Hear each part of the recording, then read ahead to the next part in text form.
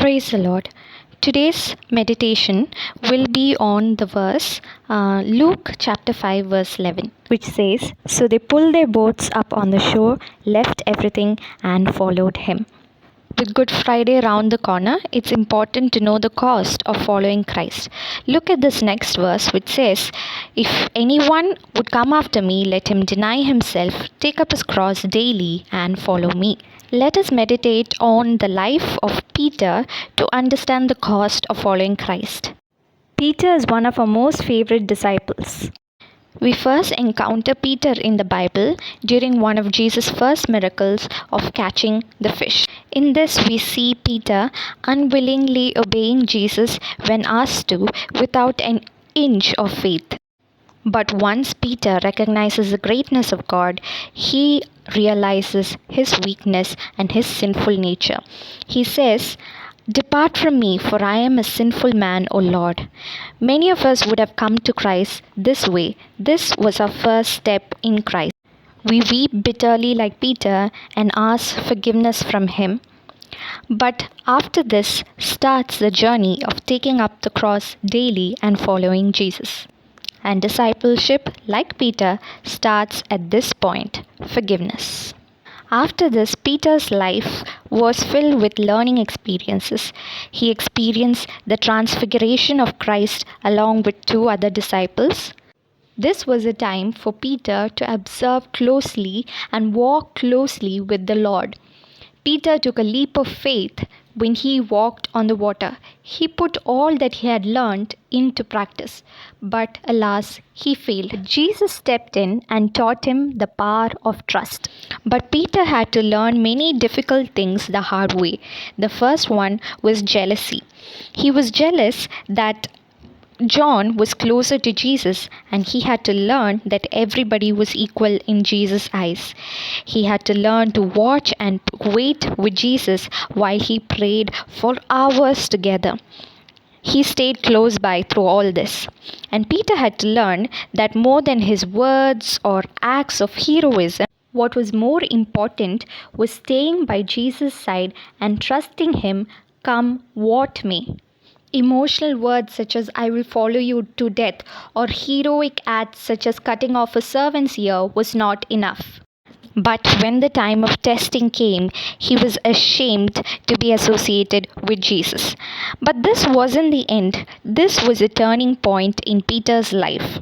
We see, instead of self-pity, Peter goes back to Jesus. He weeps bitterly. He dedicates his life again to Jesus, and this time he asks the Lord's help, and he is able to carry on many things which wouldn't have been possible if he was the same Peter who we meet initially. Observe carefully how Peter has changed. Peter, who was ashamed to be associated with Christ, preaches boldly in front of a large crowd.